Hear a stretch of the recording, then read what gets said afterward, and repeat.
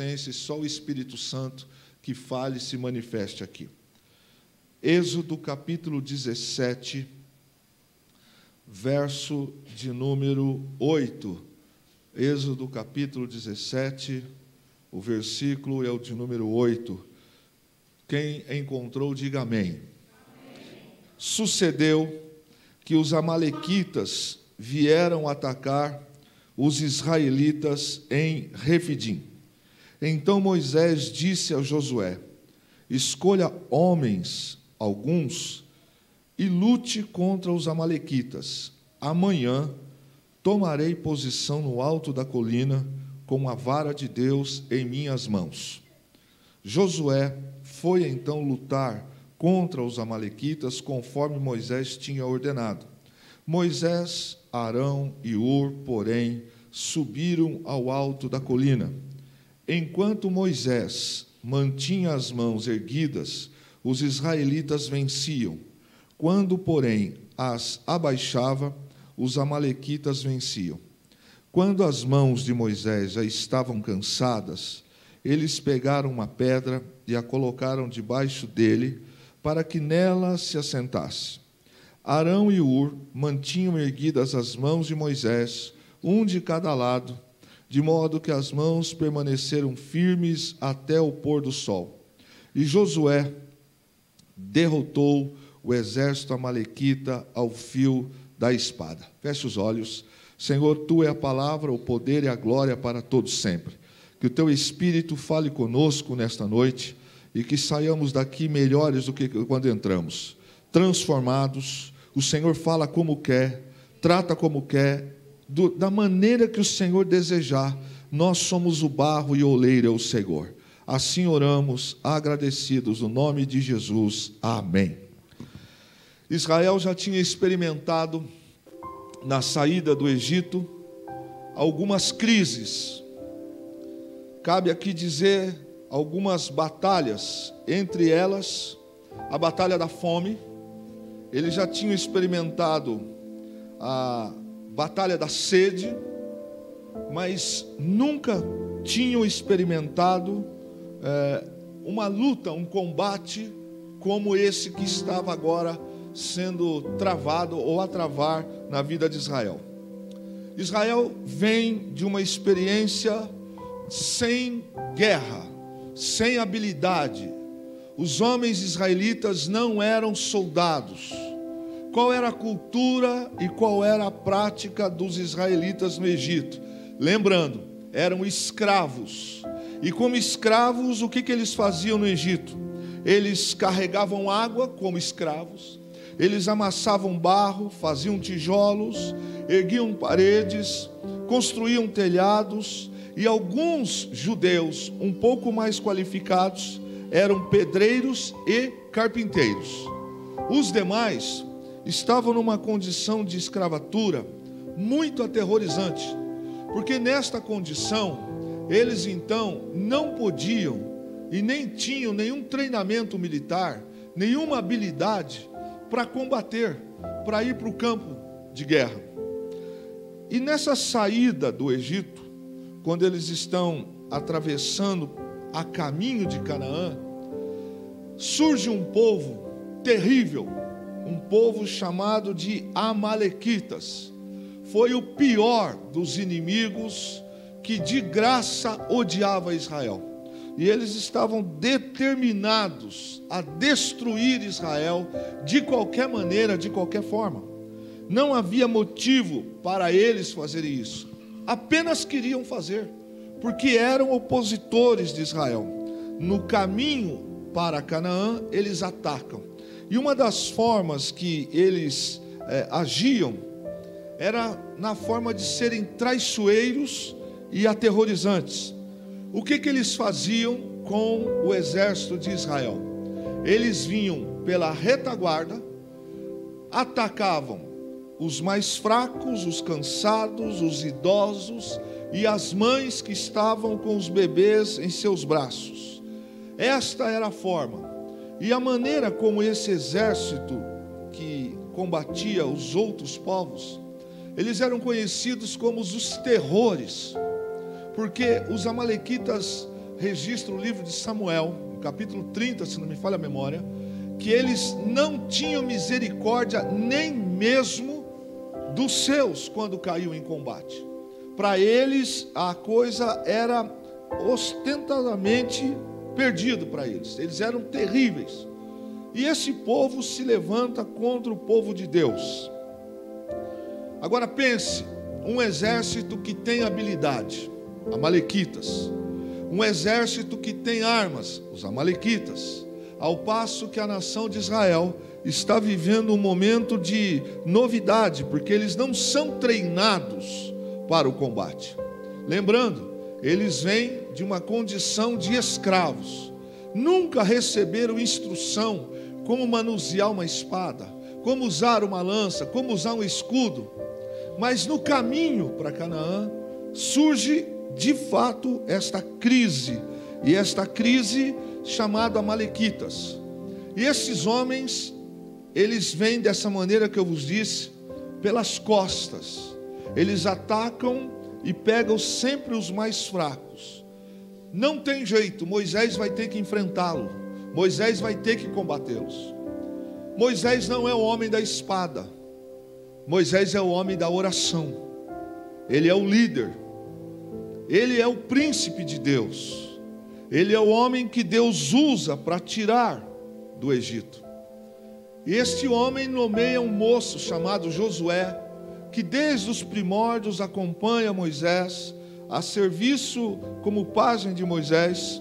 E Moisés lhe dá esse comando, dizendo: eu vou subir para a colina, eu vou orar. Porque em sã consciência a guerra era perdida. Só tem um jeito dessa guerra ser vencida: se Deus colocar a mão.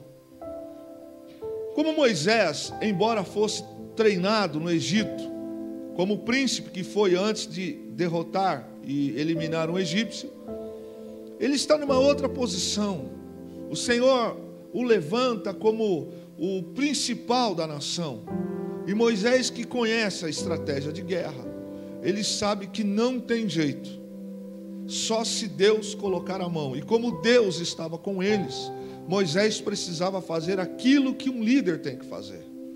E ele pegou Arão e Hur e foram para o monte orar. E ele disse para Josué: amanheça o dia e você vai. Durante essa peleja, durante o dia, Moisés está clamando lá no monte, e os dois assessores estão do lado dele.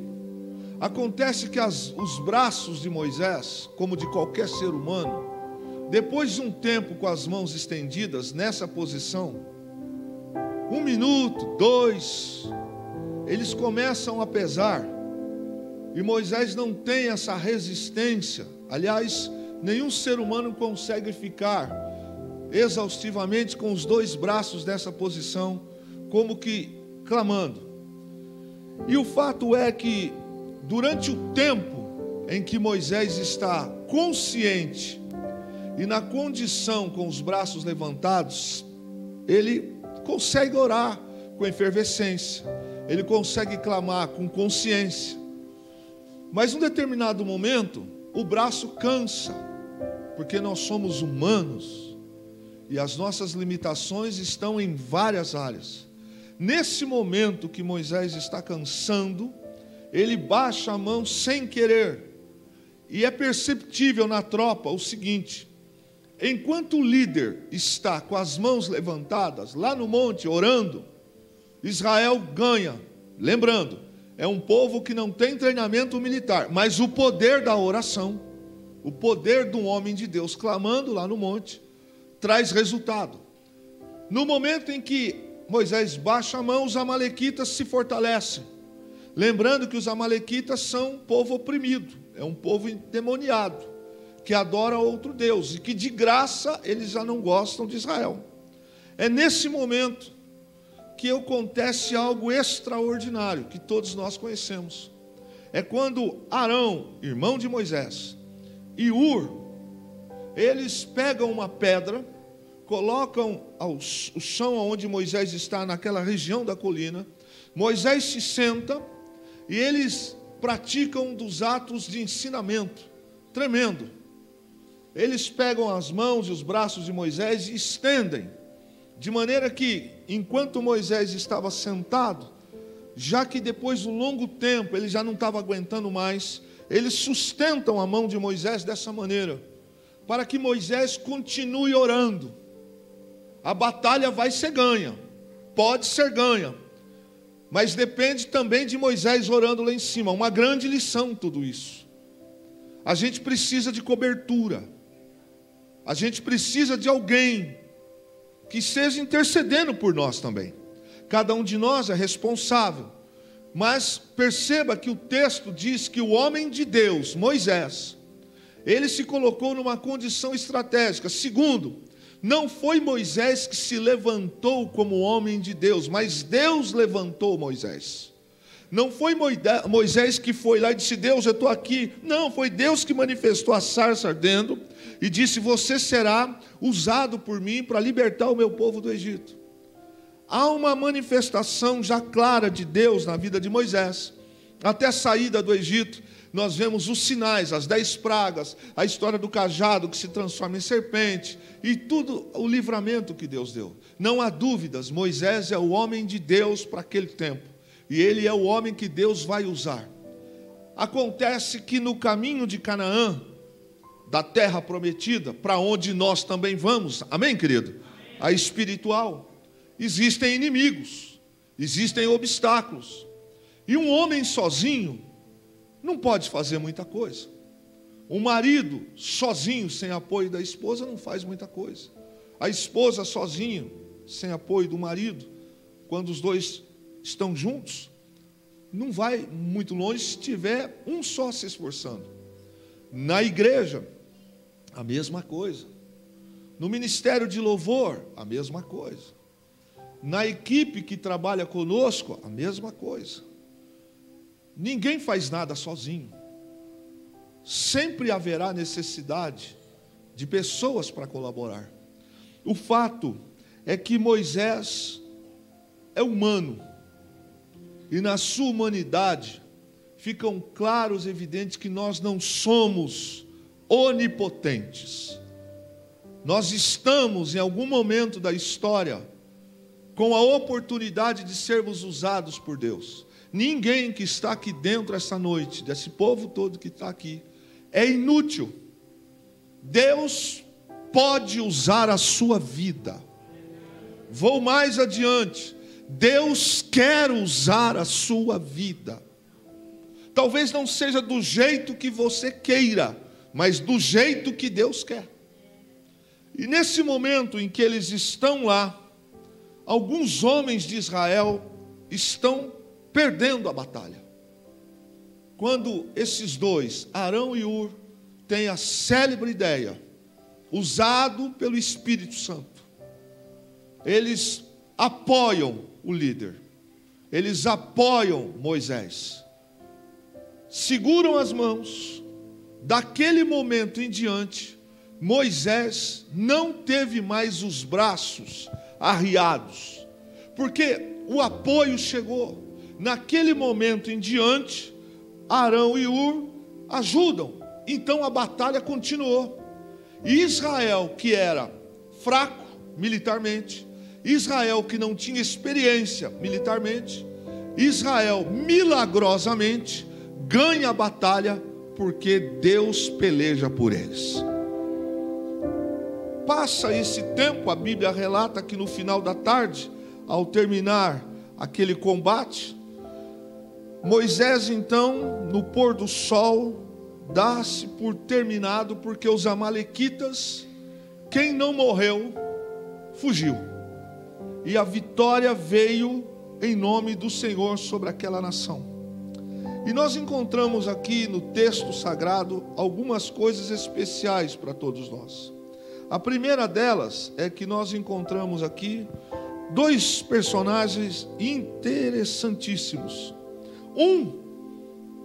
Três deles. Moisés, o líder, que dispensa comentário. Arão, que termina como sumo sacerdote, que é o homem que Deus o denomina posteriormente para que ele seja o guia que vai conduzir, o porta-voz pela boca de Moisés. E é nesse momento que aparece uma vez o nome de um homem chamado Ur, que você só vai ver o nome dele lá no livro de Crônicas, e salvo melhor dizendo, talvez em Samuel, mas Crônicas é certeza, quando se repete a história que é quase que nada que a Bíblia traz sobre Ur. Ele entra na história, esse Ur entra na história da seguinte forma: há um combate, Moisés chama Arão e Ur, que até então Arão nós conhecíamos, Ur não.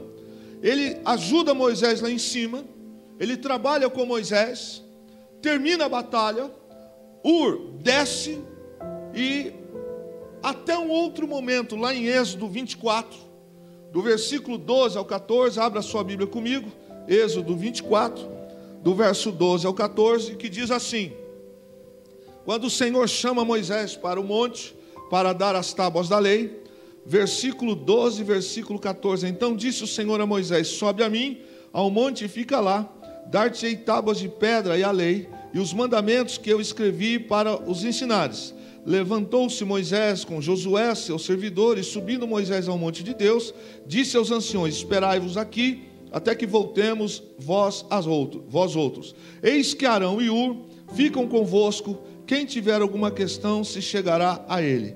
Nunca mais se fala aqui, no tempo da história, sobre Ur. O fato é que Ur tinha o respeito de Moisés. E fica claro no texto que Ur era uma pessoa sensata, equilibrada. Moisés vai para o monte, passado aquele episódio de Êxodo 17. Ur desce depois daquela batalha, volta para sua tenda.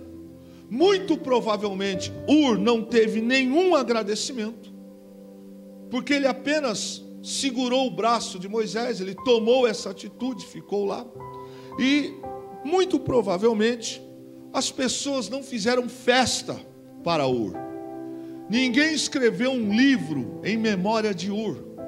Ninguém disse ou compôs uma canção em homenagem a Ur. Tem história de Abraão, tem história de Moisés, mas o momento de Ur, depois que ele pratica aquilo, ao descer o monte, foi para sua tenda, continuou a caminhada, e num determinado momento ainda desse tempo de Ur, ele é comissionado com Arão para fazer mais uma coisa. E depois Ur some da história. Apesar de Ur não ter recebido aplausos, apesar de Ur não ter recebido fogos e artifícios, apesar de Ur não ter cantado como foi cantado Davi, Ur sabia que ele foi uma das peças principais daquela batalha. Porque ninguém ganha uma batalha sozinho. Ninguém vence uma guerra sozinho. Para muita gente, Ur é um desconhecido. Mas para o céu, Ur não é um desconhecido. Para Moisés, Ur também não é um desconhecido. A gente olha para o texto e vê que depois que Moisés tomou aquela atitude, sumiu. E aí a gente não acha mais biografia de Ur, não tem mais história dele, mas é buscado em algumas informações paralelas. E na própria Bíblia, no livro de Crônicas, traz a biografia, ainda que resumida, mas da grandeza desse homem. Porque apesar de que ele desce do monte, ninguém faz nenhum comentário a ele, ele sabe quem ele foi. E o que a gente olha para a vida de Ur, o que Ur não foi? Ur não foi um grande líder como Moisés, ele não foi um grande general como Josué, ele não foi um grande sacerdote como Arão, ele não foi um grande guerreiro na história de Israel, ele foi apenas Ur. Foi ele que na sua trajetória nós encontramos a importância e a relevância de homens com espírito de Ur. Homens com espírito de Ur não estão preocupados com o palco, com o púlpito. Homens com espírito de Ur não estão preocupados com os seus nomes nos holofotes. Homens com espírito de Ur, eles amam e se dedicam em apoiar os seus líderes. Eles amam estar envolvidos com a obra de Deus, independente da função que eles estão. Nós aprendemos com Ur que nem todo mundo pode pregar grandes mensagens, que nem todo mundo pode cantar de maneira excepcional, que nem todo mundo vai tocar os melhores ou todos os instrumentos, que nem todos nós seremos um evangelista de impacto, porque o Senhor coloca-nos num corpo, chamado corpo de Cristo, e no corpo de Cristo, Ele nos põe aonde Ele quer. Não interessa se é cabeça, se é cauda, se é braço, não interessa se é dedo, não interessa. Muita gente se preocupa se ele vai ser o cabeça, se ele vai ser o braço, se ele vai ficar lá atrás, na retaguarda. Só que Deus nos põe onde Ele quer. E Ur não é desses homens que deem na sua ideia o espírito de grandeza. Ele entra para a nossa história da Bíblia como homem que apoiou Moisés. E que tem ainda mais alguma coisa dele que nós vamos encontrar nesta noite. Quando as mãos de Moisés ficam cansadas, é ele que percebe a fadiga, é ele que percebe que as mãos levantadas de Moisés, vitória, mãos abaixadas, derrota. Moisés, sem Arão e sem Ur, não conseguiria vitória. Moisés não teria ido longe na oração, porque no concentrar, no mentalizar de buscar ao Senhor, quando o desconforto físico atinge picos de dores e etc., possivelmente a concentração diminui. E é nesse instante que as mãos de Moisés se baixando, Moisés talvez pudesse perder a concentração da oração, o foco do que ele está fazendo. Por isso o papel de Ur e de Arão é muito significativo. Porque quando Ur sustenta as mãos de Moisés de um lado e Arão de outro, Moisés está em condições de focar naquilo que é importante. Ele está preocupado ali em orar. Moisés é o homem que Deus fala com ele e ele manifesta para o povo. Ur tem essa consciência que se ele não estivesse ali, e olhando para a história bíblica, nós percebemos também que se Ur não tivesse feito o que fez, apoio, talvez Josué tivesse perdido aquela batalha. Mas como que um homem desse não questiona algumas coisas? Como que um homem desse não tem mais nada sobre ele? Perceba que ele entrou para a história como alguém que apoia. A guerra é vencida. Embora não tenha aplausos, Ur sabe qual é o seu papel. Os filólogos, eles se dedicam a buscar um significado mais perto do significado do nome Ur. E alguns deles chegaram a dois possíveis resultados para o nome de Ur. O primeiro, linho fino, linho puro. E o segundo, possivelmente, nobre. Talvez o nome de Ur seja como significado este ato aqui. Ur está vivo. Ele está vivendo com o povo ali quando Moisés se direciona para o outro monte.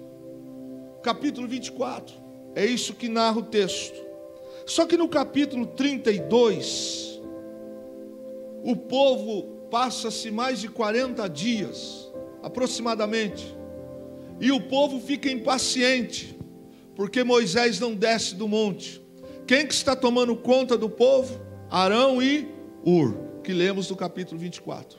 Não está na Bíblia, mas a tradição judaica, o escritor Flávio Joséfo e a tradição judaica declaram que quando o povo vai inflamar Arão e Hur para que fizesse um Deus para eles de mãos de homem,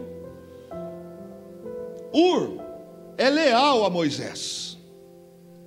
E a tradição diz que Hur bateu o pé e falou: de jeito nenhum, nós vamos esperar Moisés descer, e ninguém vai fazer Deus de barro nenhum aqui, nem de nada, porque o Deus de Israel é o Senhor Jeová. E esse povo, diz a tradição, que eles ficam insistindo para que isso aconteça.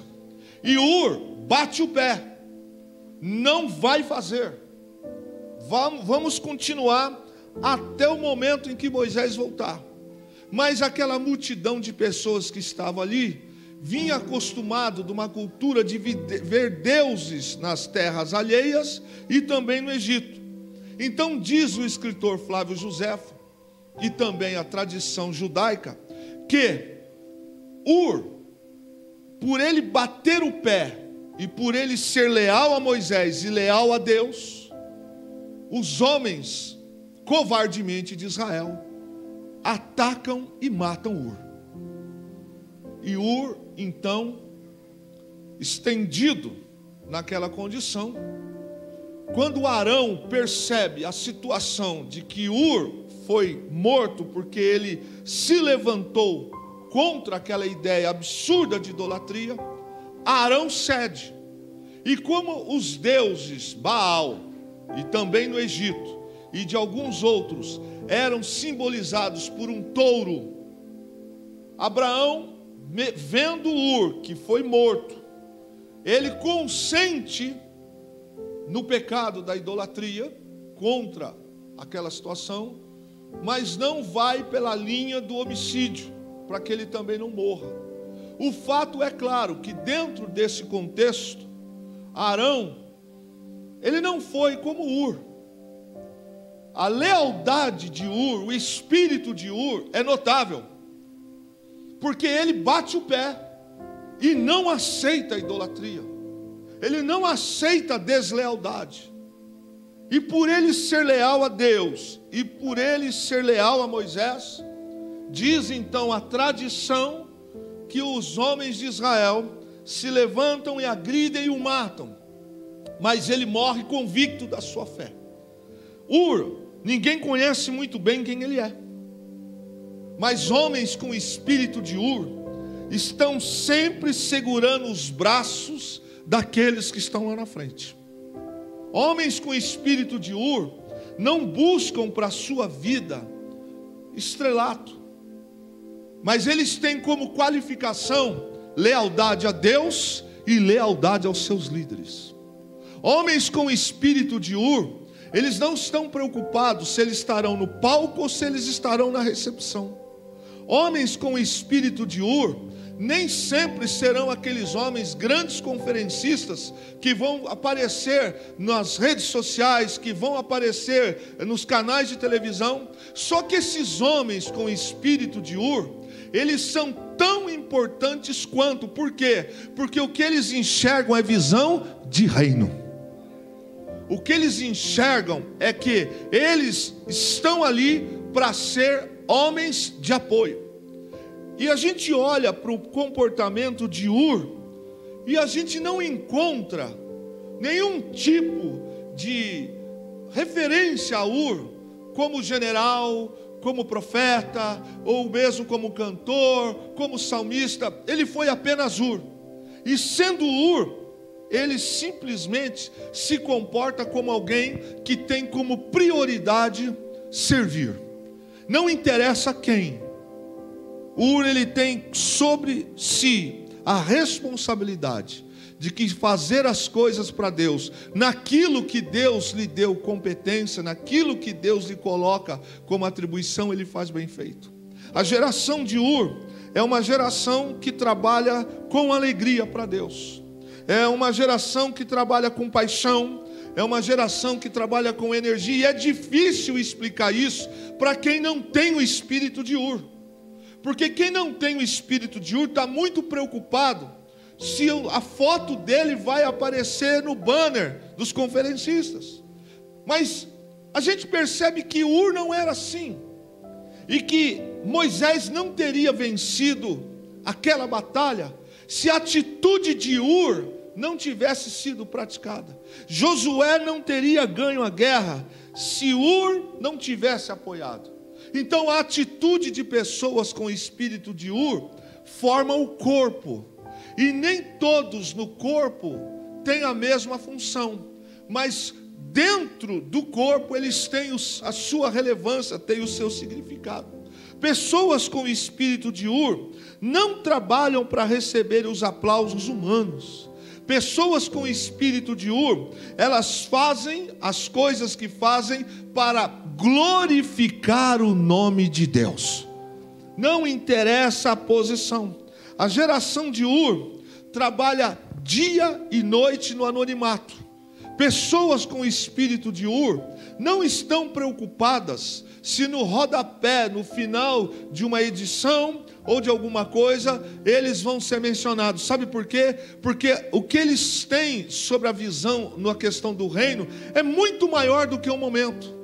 Agora preste atenção em algo muito interessante, que esta geração com o espírito de Ur, eles amam, apoiam, segurar os braços de Moisés, para que Moisés faça a obra que Deus colocou. Agora, como que nós imaginamos que o céu trata esse assunto? Imagine essa guerra, se Moisés não tem Arão e Ur a seu apoio. A guerra seria perdida. Imagine você, se em toda igreja não tivesse pessoas com espírito voluntário de Ur. Imagine você, como seria difícil para um pastor fazer tudo. Aqui nesta igreja existem pessoas com espírito de Ur. Existem pessoas que não recebem salário. Existem pessoas que não medem esforços. Existem pessoas que não veem chuva, não veem sol. Existem pessoas que tiram do próprio bolso para que a obra aconteça.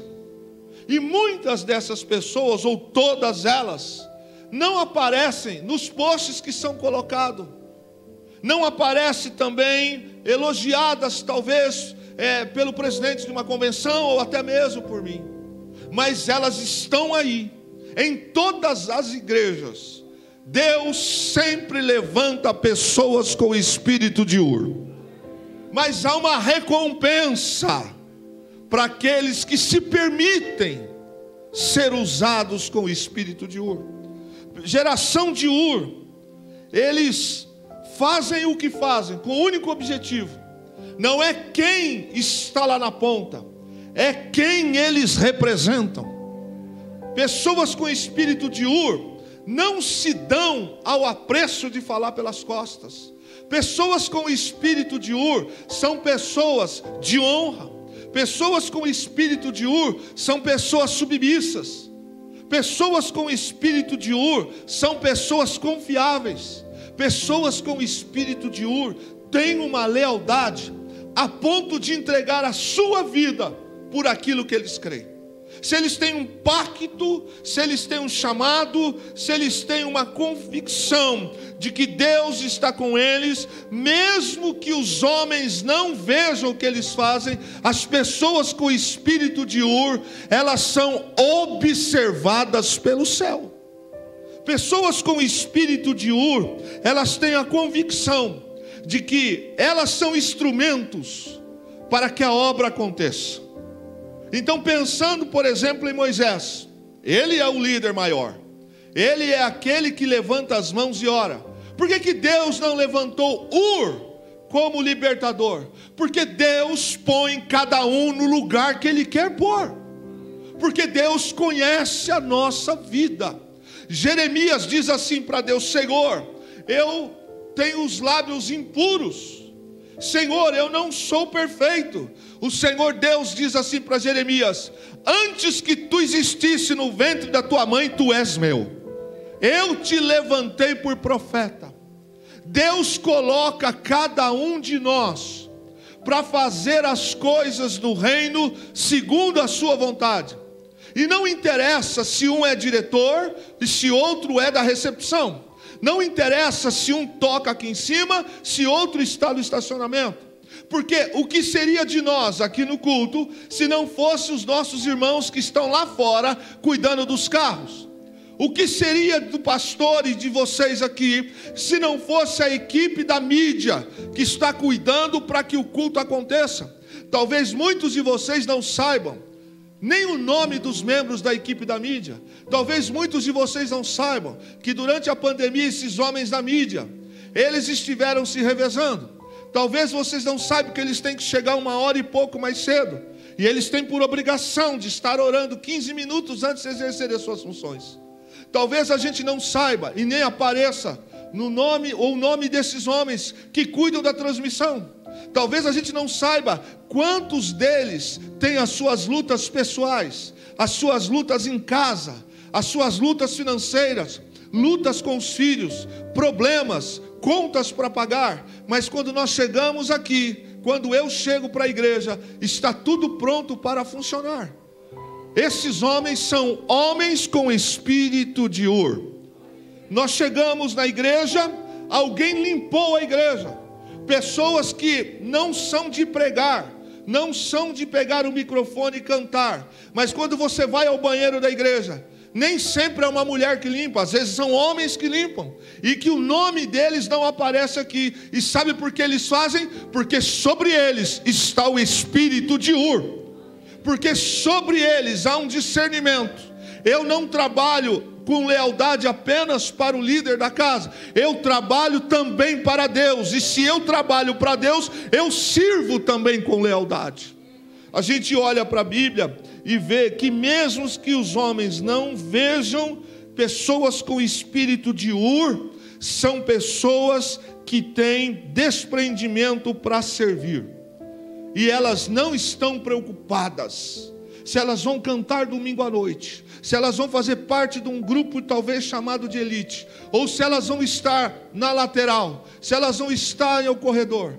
Porque como Ur, sabe o que elas têm em mente? Eu preciso segurar os braços de Moisés, para que Moisés continue orando, para que Moisés continue falando com Deus, e para que Deus continue trazendo a vitória para o seu povo. Quem você acha que é mais importante para Deus? Moisés ou Ur? Eu vos dou uma garantia: os dois são importantes para Deus, porque Deus coloca um lá em cima e o outro para sustentar aquele que está lá em cima. Galardão é muito diferente. Tem muita gente que não sabe o que vai receber naquele dia.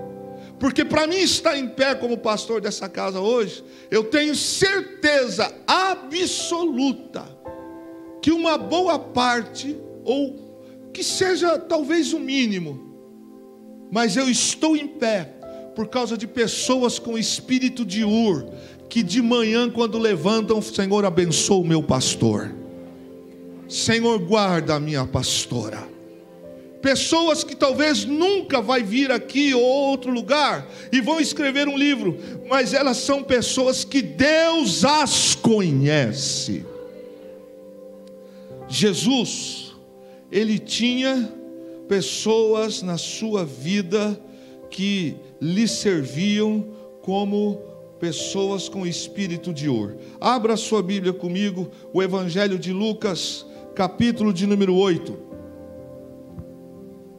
Verso de 1 a 3. Aconteceu depois disso, que andava Jesus de cidade em cidade, de aldeia em aldeia, pregando e anunciando o evangelho do reino de Deus, e os 12 iam com ele. E também algumas mulheres que haviam sido curadas de espíritos malignos e de enfermidades.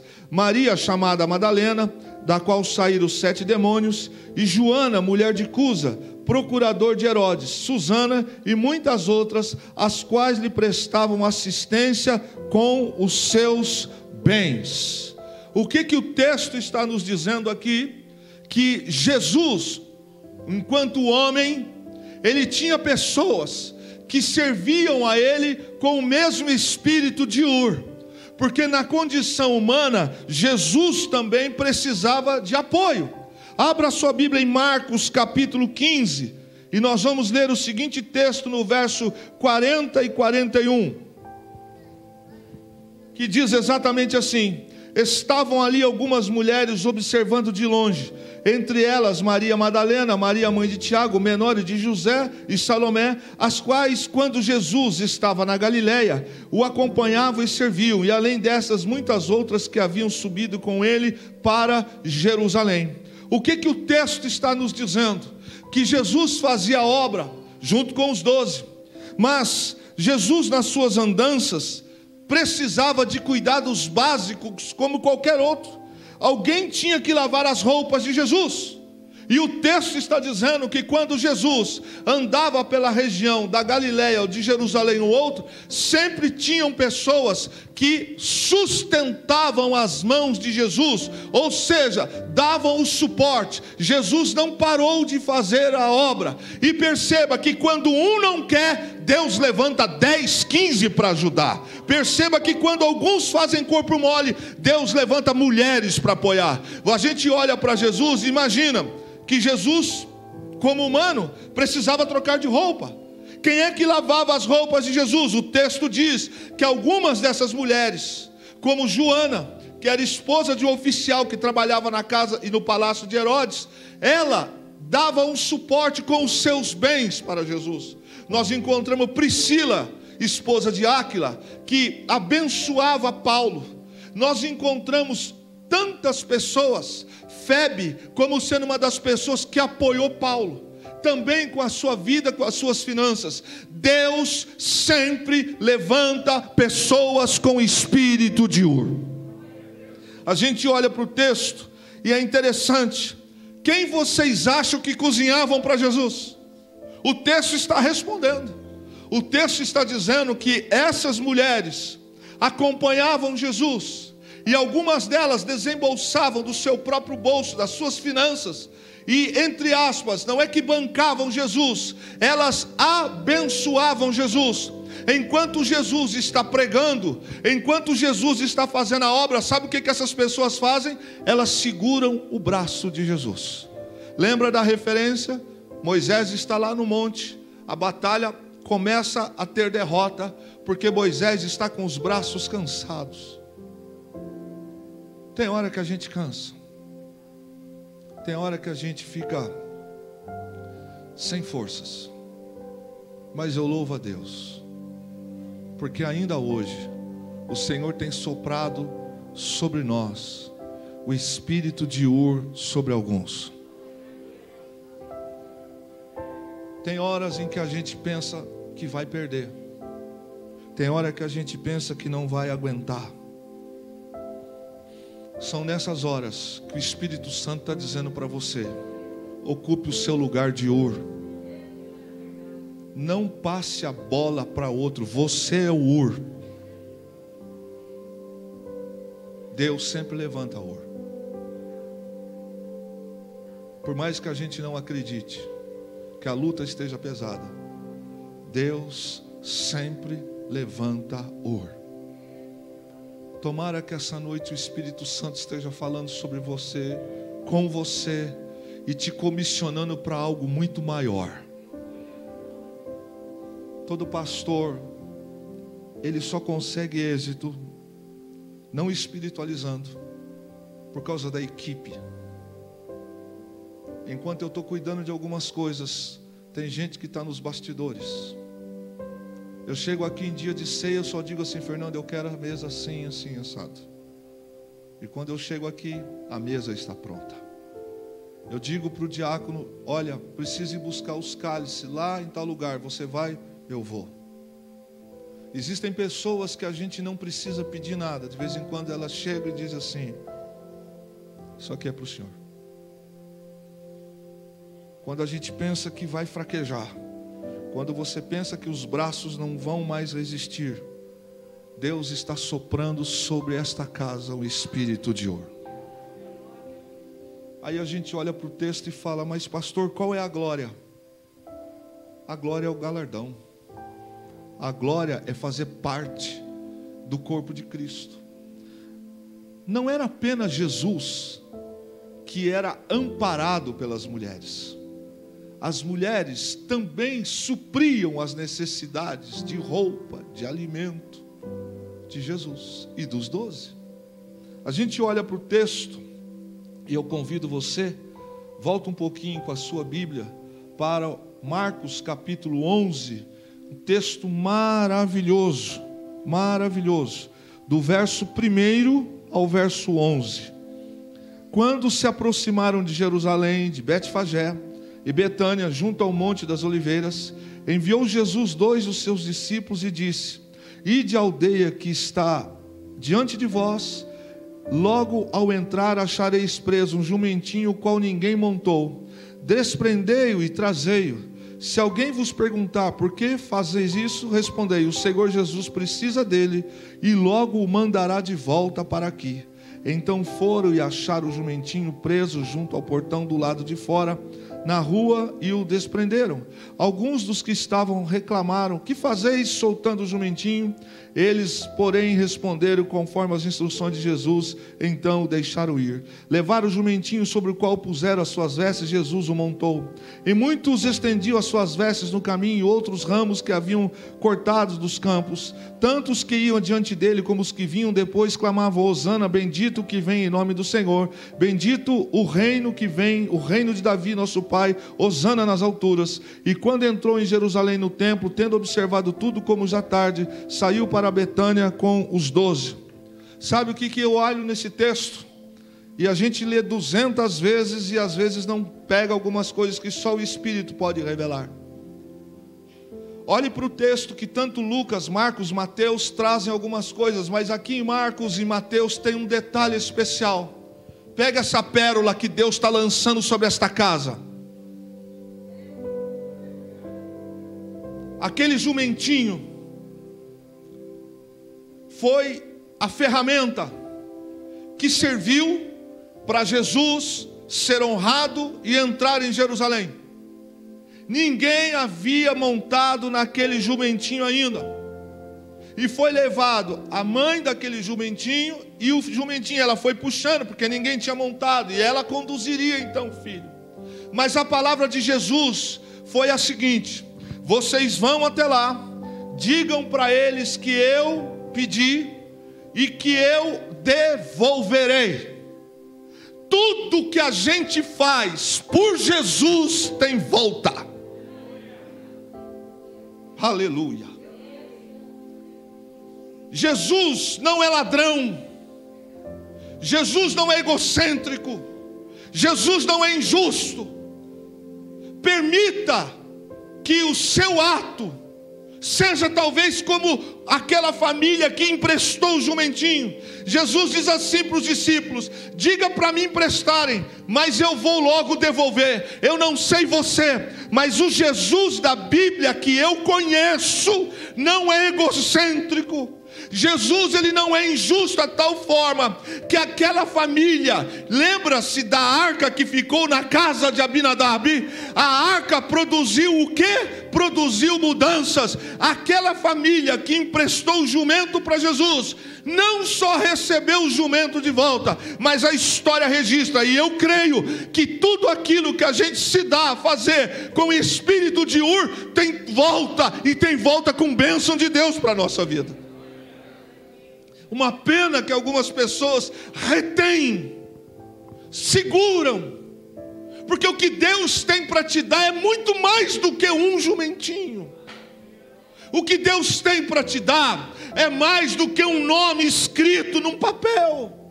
O que Deus tem para te dar, entenda isto: nós fazemos parte de uma estrutura chamada corpo, e os seus talentos, coloque eles a serviço de apoio para o líder, para a obra. seu tempo, coloque seu tempo à disposição da obra. Talvez essa noite Deus esteja pedindo para você emprestar os seus recursos, até financeiros, mas Ele promete: eu vou devolver para você. As pessoas que têm espírito de Ur, elas são pessoas nobres, são pessoas que o mundo não as valoriza. Mas olha que coisa interessante, talvez você nunca seja conhecido ao redor do mundo, mas eu preciso dizer uma coisa para você essa noite: você já é famoso no céu. E tem mais, no inferno você também é conhecido. Os demônios te conhecem. Pessoas com espírito de Ur são pessoas que são celebradas no céu e que os demônios sabem quem elas são. Romanos capítulo 16, no verso 7, Paulo faz uma referência a uma pessoa mencionada aqui no Evangelho de Marcos e de Mateus. Quando Paulo está encerrando a carta aos Romanos, Paulo faz uma referência a uma pessoa aqui chamada Júnia, que segundo alguns escritores e alguns autores, no versículo de número 7, Paulo diz assim, Romanos 16, 7, saudai Andrônico e Júnias, meus parentes e companheiros de prisão, os quais são notáveis entre os apóstolos, estavam em Cristo. Para muitos eruditos, Júnias significa a Joana, a transliteração poderia ser a Joana mencionada no Evangelho de Marcos. E Paulo diz aqui uma expressão muito forte. Paulo diz que ela era notável entre os apóstolos, e ele diz ainda, ela estava no Senhor antes de mim. E no Evangelho de Mateus, capítulo 10, verso 41 e 42, você deve abrir, perceba qual é a resposta de Deus para pessoas com o espírito de Ur. Lembrando que essa Júnia, possivelmente, um nome que poderia ser tanto masculino quanto feminino, Paulo menciona que ela era conhecida entre os apóstolos, e aqui no Evangelho de Mateus e Marcos dá-lhe o nome de Joana. Esta mulher colocava os seus pertences, os seus bens, a sua vida, para socorrer o reino de Deus e apoiar o reino de Deus, e Paulo escreve dizendo que ela era notável entre os apóstolos. Sabe, querido, às vezes nós ficamos esperando dos homens algumas recompensas e alguns sinais, mas eu preciso bater nessa tecla com você. Deus conhece você por dentro e por fora. Deus conhece as nossas atitudes, e Deus sabe literalmente que nós não estamos preocupados com nomes, porque o que interessa para Deus é visão de reino. E pessoas com espírito de Ur são pessoas que estão preocupadas em fazer as coisas para Deus, trabalhando sempre em concordância, em aliança com Moisés. Olha o que diz o capítulo 10, 40 e 42. Quem vos recebe a mim, me recebe, e quem me recebe, aquele que me enviou.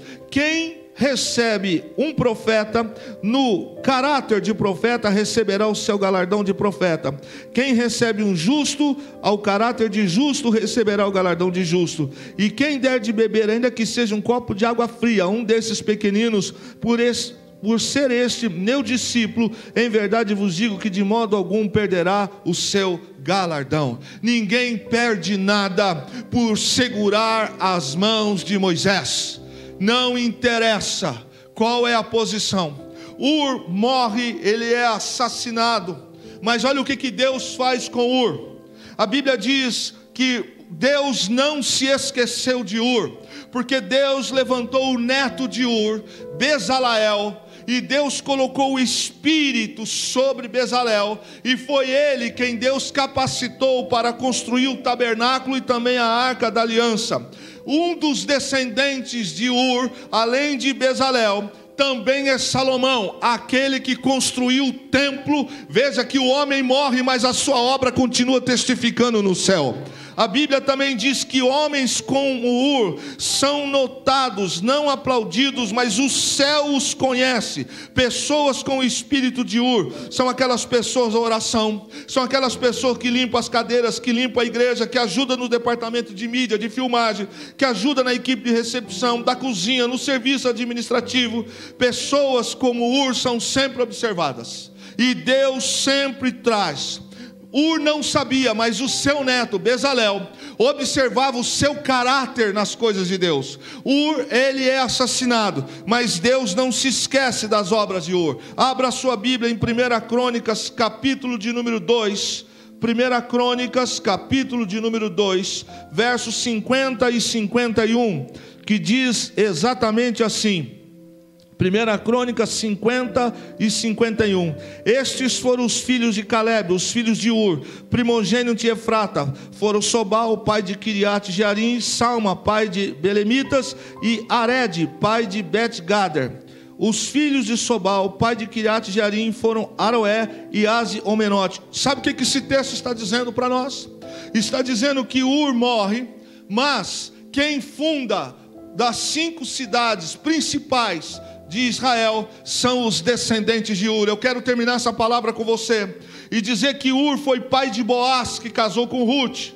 Ruth casou e teve um filho com Obed. Obed gerou a Jessé. Jessé gerou a Davi. E Davi, ele é antecedente de Jesus. Ou seja, na linhagem de Ur, ele tem alguma coisa na vida humana de Jesus. O que a gente faz para Deus não fica sem resposta diante de Deus. Ur morre, mas ele tem uma história. Sabe o que a Bíblia traz sobre a vida de Ur? Que Ur é um gerador de gigante. Ele gera filhos, e os filhos que Ur gera são filhos que se destacam. Ur é assassinado por lealdade. A história pensa que acaba, mas Deus não põe um ponto final na sua história. Tudo que você faz em apoio aos braços de Moisés, o Senhor está vendo. Que coisa fantástica, porque Ur, ele tinha dentro de casa filhos que estavam observando a sua postura, e ele tinha netos que observaram a sua postura. Ur morre, mas o seu neto recebe de Deus a honra de construir o tabernáculo e também a arca da aliança. Bezalel está vivo. Salomão, descendente de Ur, é o que constrói o templo. Nessa mesma linhagem vem a família de Boaz, que se casa com Ruth, que gera Obed, que gera Jessé, que gera Davi, que gera Jesus. Tudo começa com o nosso coração para servir. Ur é um gerador de gigantes. Ele vai, mas deixa um legado. Seus filhos geram Belém. Eu estive lá, uma cidade extraordinária. Ur gera filhos, e esses filhos seguem o exemplo do pai, no caso, ascendente que era Ur. E esses moços olharam para Ur e viram o seu caráter e a sua personalidade. Fique em pé essa noite, por favor, em nome de Jesus.